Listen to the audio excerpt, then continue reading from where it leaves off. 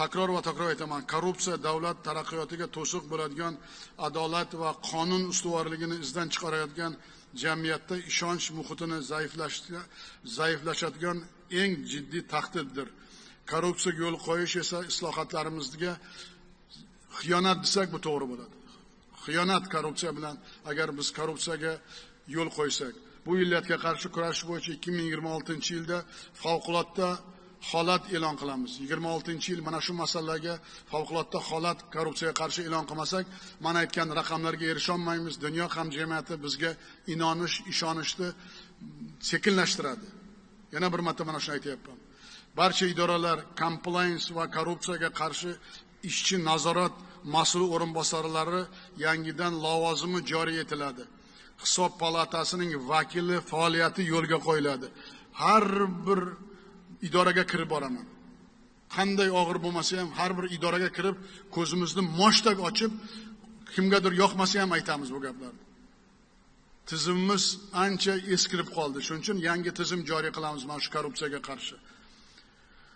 Ushbu rahbarlar, bu men qo'ygan mana shu yangi tizim yaratayotgan rahbarlar tizimdagi nopok shaxslarni aniqlash, shuningdek byudjet mablag'larini talon-taroj qilish va mansabni suiiste'mol qilish holatlari oldini olish bo'yicha ta'sirchan nazoratga o'tadi va prezident oldida hisobot beradi.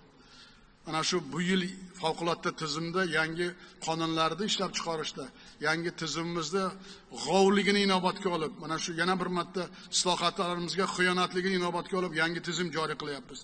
Davlatning har bir so'm mablag'i resursi bo'yicha shaxsiy javobgarlik kuchaytiriladi.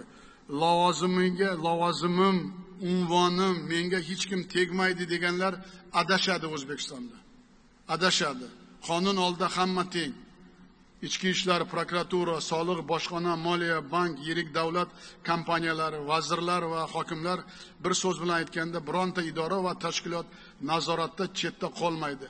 Compliance xizmatining faoliyatiga to'sqinlik qilganlar korrupsiyaga sherik deb ko'riladi. Ana shuni bilinglar. Bu yangi tizim majbur bo'ldim bu tizimni joriy qilishga.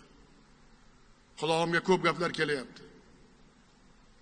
Bu deb baholanadi va javobgarlik shunga mos bo'ladi.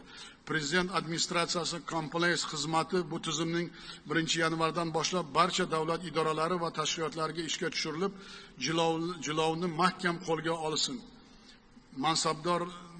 Mansabidan qat'iy nazar poraxo'rlik va suiiste'molchilikka bo'yicha har bir holat yuzasidan prezident administratsiya compliance xizmati shaxsan menga axborot qiladi. Hech kimga bo'ysunmaydi. Ana shuni bilinglar.